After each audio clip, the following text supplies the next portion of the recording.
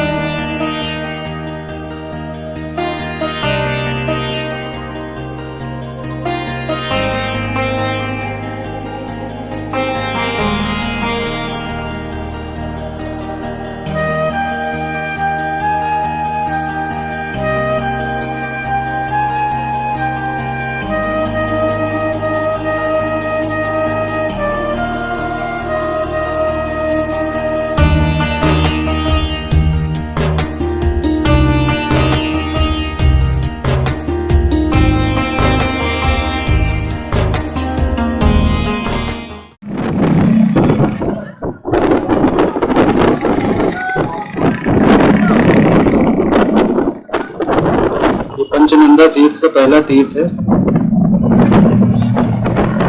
पहला कुंड।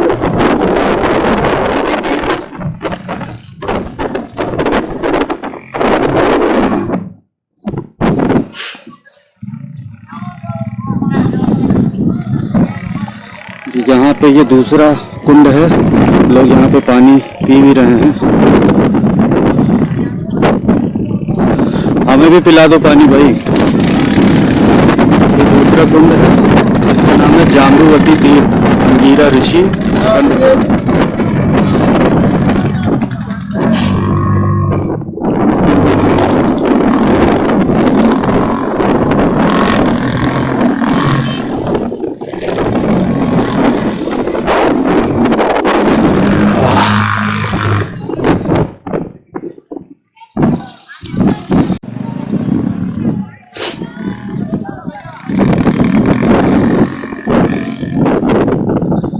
ये तीसरा कुंड कुशावती तीर्थ अत्रि ऋषि। ये अलग अलग ऋषियों के लिए बने क्या भैया?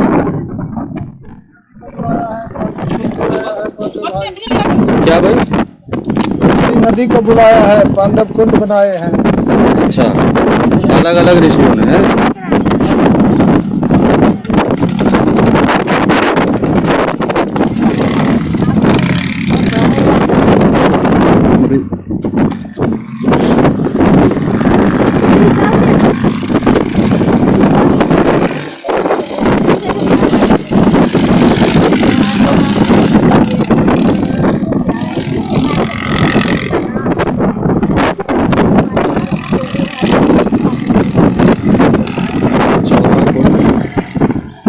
चंद्रभागा तीर्थ पुलह ऋषि।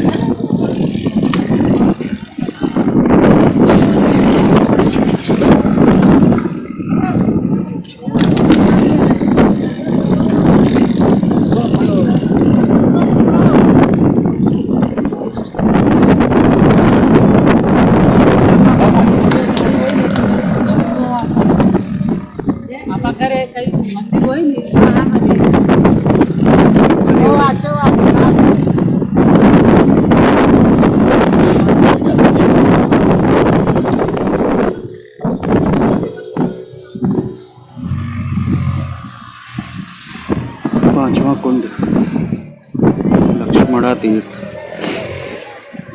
क्रतु ऋषि। ये खरकुट पाए थे। हाँ एम तो क्या છે કે કા કુવા ગાઈડા હતા માનો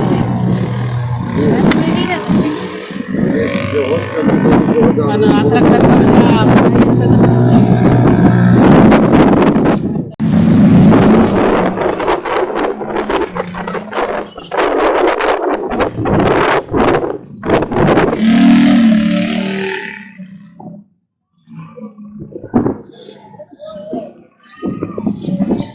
स्वामी नारायण मंदिर।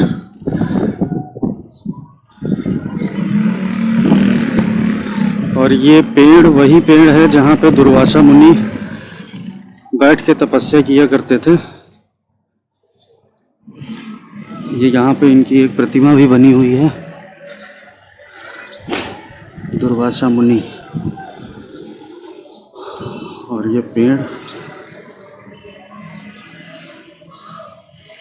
आप जब भी आएं तो यहाँ पे इस जगह पे ज़रूर आएं। बहुत ही शांत प्लेस है, बहुत अच्छी प्लेस है, आपको यहाँ पे आके अच्छा ज़रूर लगेगा।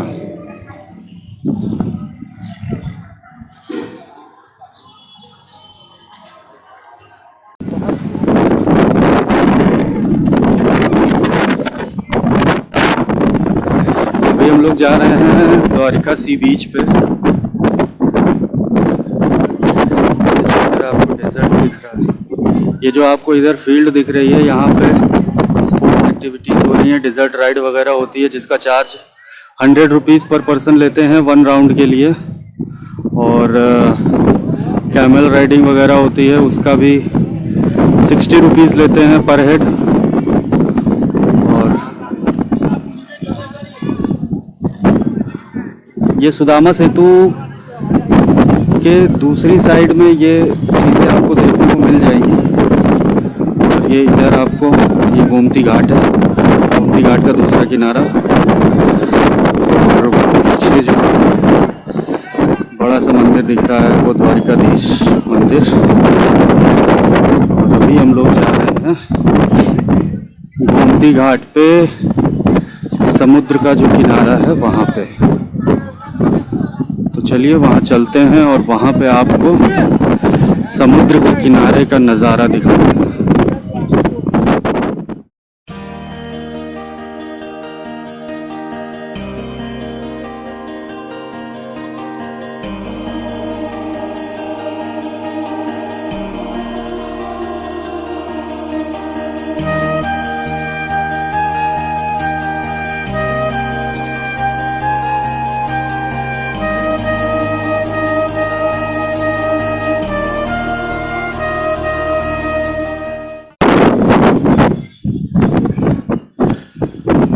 अभी हम लोग द्वारका बीच से वापस आ चुके हैं। और जब वहाँ से वापस आते हैं तो ये जगह एक पड़ती है, यहाँ पे आप देख रहे होंगे बहुत सारे पत्थर हैं छोटे छोटे, जो एक के ऊपर एक करके कई जगह पे रखे हुए हैं। जब लोग द्वारका आते हैं तो अपनी मन्नत मानने के लिए यहाँ पे पत्थर के ऊपर पत्थर रख के एक छोटा सा घर बनाते हैं और अपनी मन्नत मानते हैं।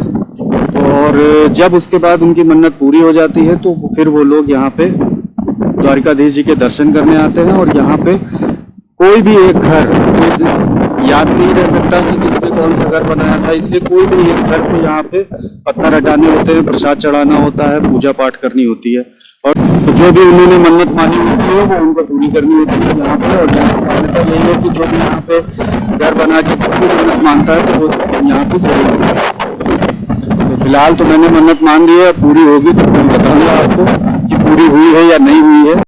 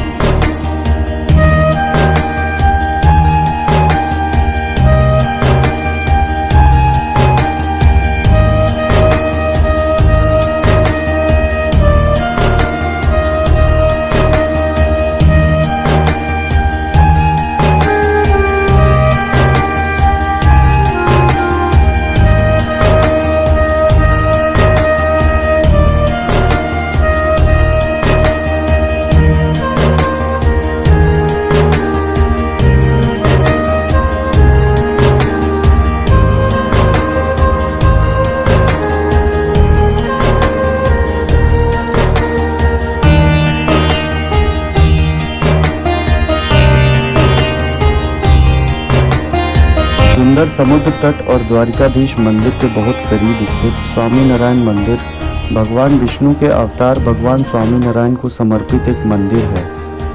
मंदिर एक अपेक्षाकृत नई संरचना है जिसमें जटिल वास्तुकला मूर्तियों और उभरा हुआ दीवार के काम के माध्यम से व्यक्त की गई है। मंदिर के आसपास मुख्य मंदिर के सामने एक झंडा है। इस सजावटी सफ़ेद संगमरमर के मंदिर के भीतर सुंदर दीवार नक्काशी के साथ एक अच्छी तरह से बनाए रखा संगमरमर का फर्श है। दूसरी मंजिल की छत पर जटिल डिज़ाइन यहाँ काफ़ी उल्लेखनीय है। परिसर में फोटोग्राफी की अनुमति है लेकिन मंदिर के अंदर नहीं। स्वामी नारायण मंदिर के अंदर रहने एवं खाना खाने की उचित व्यवस्था की गई है। यहाँ पर रहने के लिए आपको 300 से लेकर 500 रुपये तक में कमरा और खाने में 50 रुपये में भरपेट भोजन की व्यवस्था की जाती है। इसके लिए आपको मंदिर परिसर के अंदर ही एक टोकन प्राप्त करना होता है, जिस टोकन को दिखाकर आप भोजनालय में जाके भोजन प्राप्त कर सकते हैं। द्वारिकाधीश मंदिर से स्वामी नारायण मंदिर की दूरी लगभग 1 से 2 किलोमीटर के बीच में है, जहां पर जाने के लिए आपको ऑटो, ई रिक्शा या फिर पैदल भी आप वहां पर जा सकते हैं।